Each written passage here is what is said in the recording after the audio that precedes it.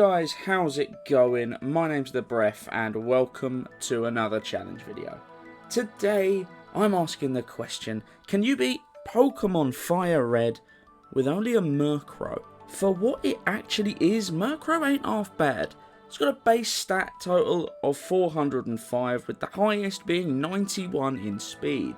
With 85 attack and special attack, it's definitely going to make some good use of its moves. Unfortunately, it doesn't get many good ones.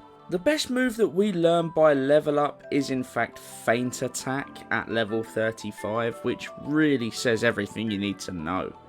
The best move that we can learn by TM is technically Fly, with 90 base power and 95 accuracy, although moves like Shadow Ball, Aerial Ace, and possibly even Return spring to mind as moves that we could make the most of here. I guess some of the greatest things about Murkrow are the fact that typing gives it 2 immunities, and the fact that its high speed and respectively high attack and special attack stats mean that hopefully we're able to turn this thing into a bit of a glass cannon and offset those piss poor defensive stats. But we can only cross that bridge when we come to it. But before we do, there are 2 things I need to tell you.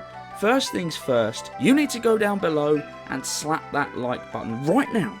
If you don't, then Zwiggo will appear at the end of your bed to suck your toes until you do. The second is to make sure you hit that red subscribe button. I've been told that I need to focus my efforts on this, and that means I've had to set a goal, which I really hate because it goes against everything I believe. But I would like to hit, if possible, 3,000 subs before the end of the year, and we are well on our way. So make sure you hit that subscribe button. Possibly, if you're feeling a touch bit naughty, you can even hit that notification bell, because I can tell you that if we hit 3,000 subs before the end of this year, then on New Year's Day I will make and release a Shuckle only run. And I cannot tell you how much I'm looking forward to that one. Yeah, that's the little bit of the news done anyway. The only thing we've got left to do is talk about the rules, and then we can get on with this one. Not as straightforward as ever. Murkrow only in battle, no items are allowed in said battles, and finally, TM usage is of course allowed. And with that, shall we crack on?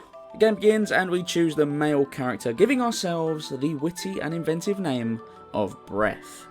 Then we get to name our rival, a stoically fierce looking man, who we name Metal H, after Metal Hammer 1993, who requested this one in Discord.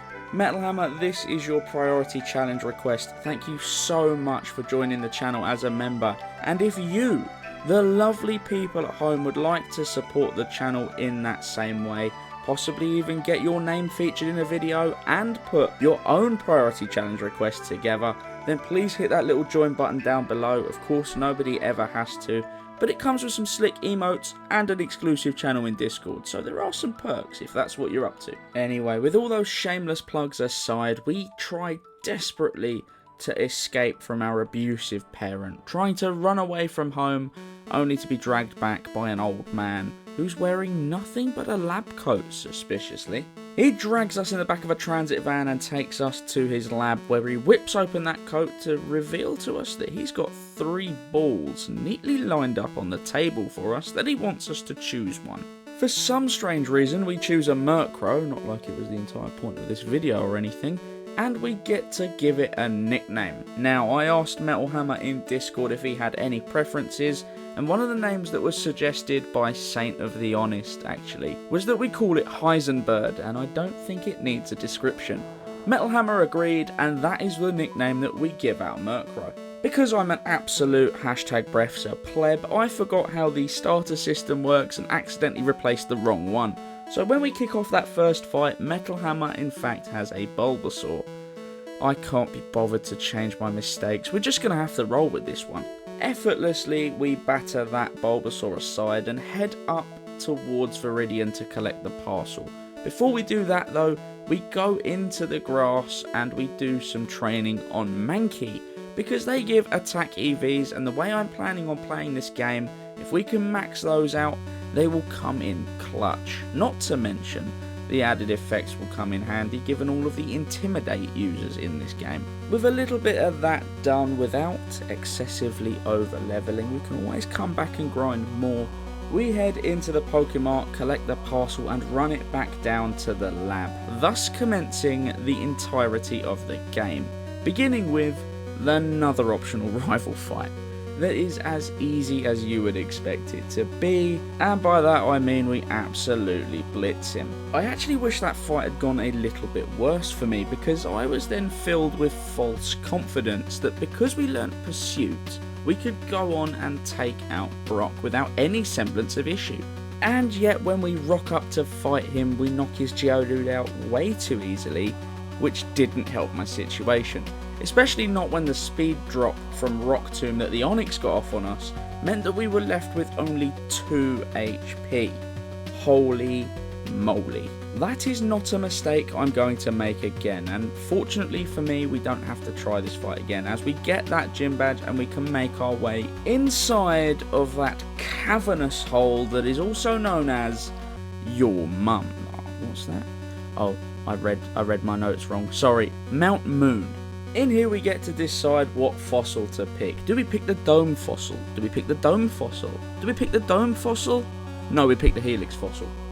Why? Because I may or may not have misclicked when I actually meant to search for the walkthrough walls cheat, so I could not pick one. But hey ho, we move on. Straight into the gym of Misty, and I get the sweats every time I have to do this bit because of a certain Vaporeon video. Go and check that one out if you like, that's a right hoot. But anyway, I am not going to be bested by her. Why? Because a single shot takes out the Staryu, and Starmie has a weakness to Dark.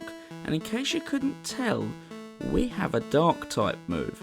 So just like that, we claim the second badge, and now we move on up north to take on the rival. This rival fight was just as easy as the first. Yeah, there's nothing really to talk about here. It's a pretty much simple sweep. You all know how they go. What we do need to talk about though is where you get the TM for secret power, because somebody asked in the last one. Now what you do is when you walk towards Bill's, there is a young boy here who tells you how cool he is because he has a girlfriend and I don't, and yeah, I know, life is sad for me and I'm a loser, but hey ho, at least we beat him in the fight. And if you've set it up in the same way that I have here, there is a path that you can walk to go in and get the TM for secret power, which we do, and immediately equip it to our Murkrow, because that was the most vital thing we could do, and we're just about to walk into Bill's house to watch him remove something from the inside of a Clefairy. It turns out what he was removing from there was himself. And in a bribe to try and keep us quiet, he gives us the SS ticket and points us in the direction of Vermilion City. Without wanting to break the game like I did last time, I make a beeline straight for there and head onto the boat to tackle the rival yet again. And I forgot how much I really despise the sheer number of rival fights in this game.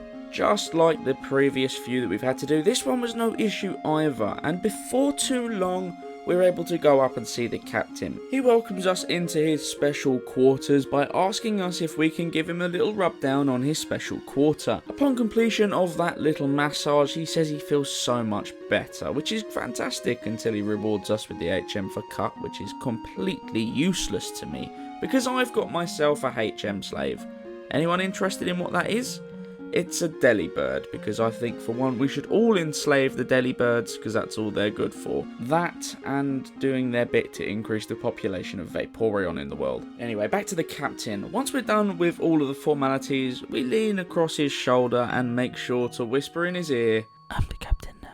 Leaving that boat, we spend way too long trying to solve the electric puzzle in Lieutenant Surge's gym before starting that fight, and given that we've got ourselves a weakness to electric, I should have been more worried than I was, but I was alright with it because I thought we were strong enough to be able to make our way and defeat his gym pretty simply, and as it turned out, that was exactly the way it happened. The Lieutenant was supposed to be one of our, if not the biggest roadblock, and we just breezed through him like he was nothing. I don't think this game's got much more that it can throw at us. Epic foreshadowing. Oh, forgive me there. Fresh out the back of that one, we make our way down to Celadon, where we initially head in to take on Erica now. At this point we've got Fly. I'm not even worried. What do? Bang, bang. Hi, I'm Barry Scott. Bang, and the dirt is gone. 3 Pokemon down, 4 gym badges claimed. Enough said. We run away from that gym having completed it and head down into the basement of... oh no. Basement PTSD. Please, no rakes.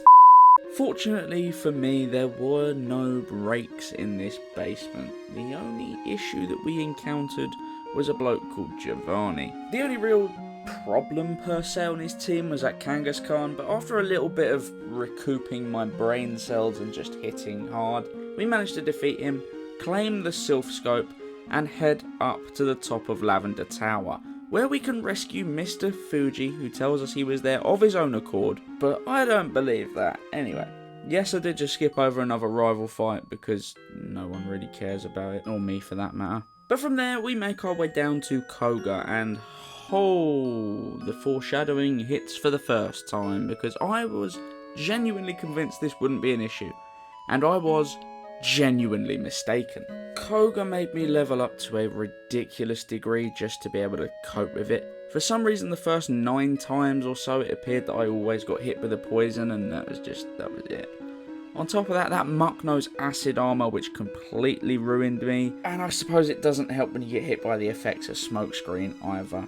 But even that, the one time we did manage to get to the Wheezing was with a poison on, and I wasn't happy about it. So I decided I was going to grind, because I knew I was going to need to anyway. And my god, did it take me a while. Still, I come back and I decimate the poison type user, and I wish I felt bad about it, but unfortunately, I don't. And with the completion of that, I have a choice to make. Do I go into the Saffron side of things with the Sylph Company Tower, or do I just head down to take on Blaine? Now, after much deliberation, I chose to do the latter, and that started by heading into Electrical and doing some tasks. Trust me, I was just doing tasks. There's no need to go in there, and you certainly won't be finding a body in there. Having successfully completed all of said tasks, we vent out of there and head into the gym.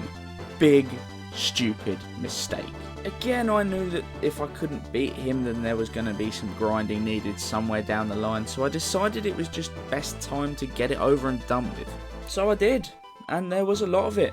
And maybe I'm a touch over leveled now for the rest of the game, but you know, what have I told you about messaging me while I'm recording audio plonk? This is why you are the deli slave. But you know what? It needs to be done at some point, so why not do it now while there's an abundance of relatively high level Pokemon and a ton of trainers to do. And actually, the process wasn't too painful.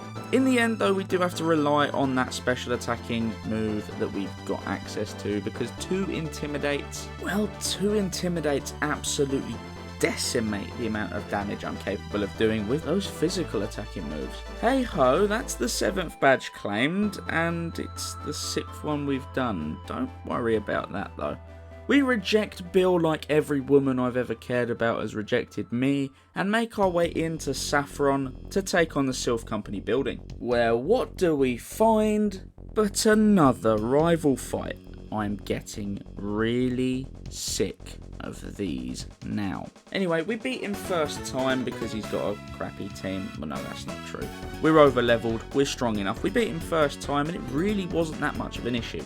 As was the fight against Giovanni straight afterwards. Now, before this fight, he wished us a world of pain, which we laughed off because we're masochistic, before launching into a savage assault of our own, completely wiping out his Pokemon and leaving him slapped about and red in the face, because we're also sadistic. On the completion of that though, we do pick up the Master Ball and make our way into Sabrina's gym, and everyone knows what's coming.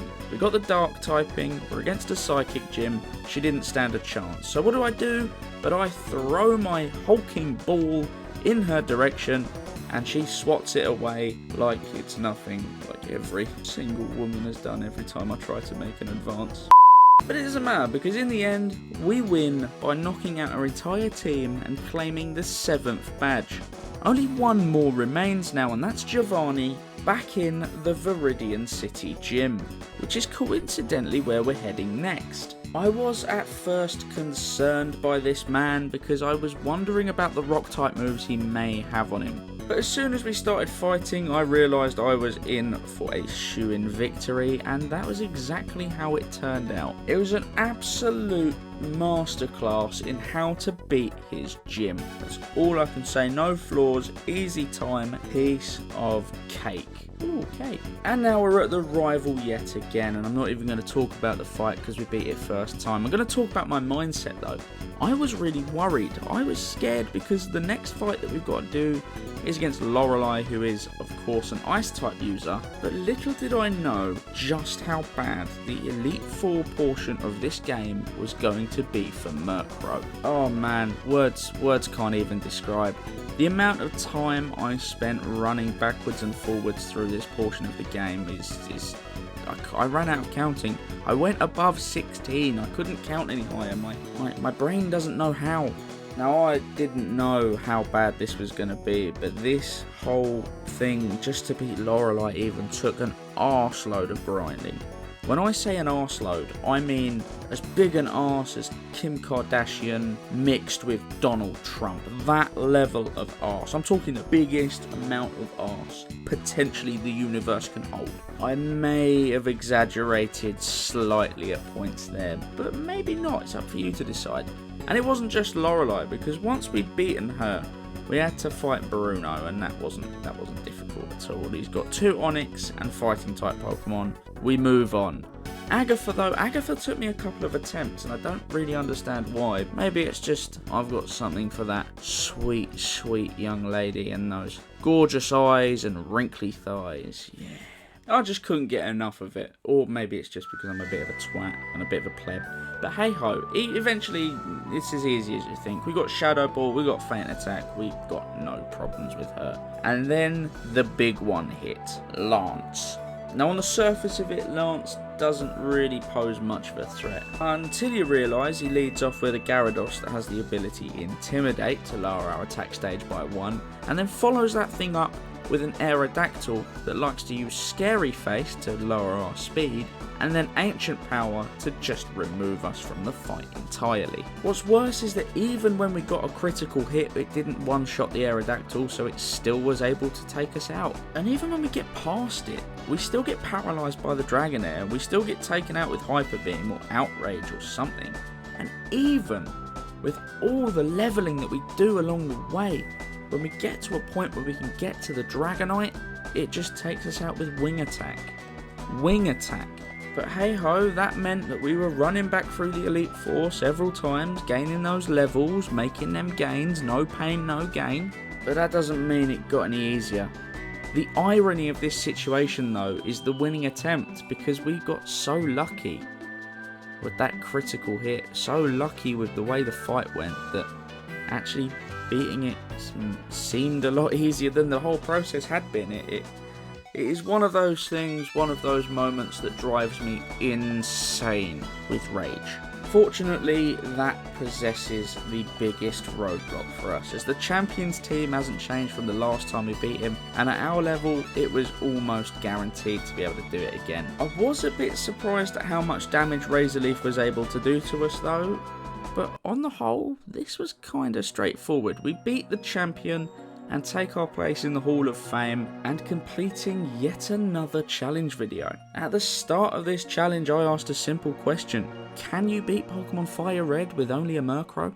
The answer, to no one's surprise, or maybe to some people's surprise, is yes, and you can actually do it without even hitting the level cap. On the face of it, the moves we had to work with were limited, to say the best, until you realise that actually there are some really exploitable ones in there. You can essentially in this game get access to Fly before even having 3 gym badges, which means you've got a move then that is 2 turn. You can avoid damage for 1 and deal decent stab damage back. You've got return, and by the time you get access to that just south of Lavender Town, you should have high or possibly even max friendship, and that deals a ton of damage. And then on top of that, you've got access to a dark type move that can never miss, and a free slot technically for whatever you want to put in there. I of course went for Shadow Ball, but technically at that point it wasn't needed. Maybe if I was being a little bit more sensible, I would have stuck with Haze, because that would only serve to help us get rid of that Intimidate damage. But you know what, the point is, it's able to be done if you brute force it like me, or you play it a little bit smarter. Would I recommend it? Why wouldn't I? This was a lot of fun, and in the early game, Murkrow's surprisingly beastly. It's just the late game where it turns into a bit of a problem. Anyway, Metal Hammer, I hope this challenge is to your liking, and everyone else, I hope it's whet your appetite for challenges, because I've got many more planned and already got loads in the bank. Feel free to go and check them out if you'd like. Anyway, everyone, thank you so much for watching. Thank you so much for your time. As ever, it is so greatly appreciated, and I look forward to seeing all of you in Electrical doing tasks. No, I'm only joking. But if you want to play some Among Us, there is an Among Us room in my server, Discord server. Click the link down below, get yourself in there, go and check it out. Shameless plugs finished. And a serious note, I hope you all have a fantastic day, and I look forward to seeing all of you, and hopefully even some more, in the next one.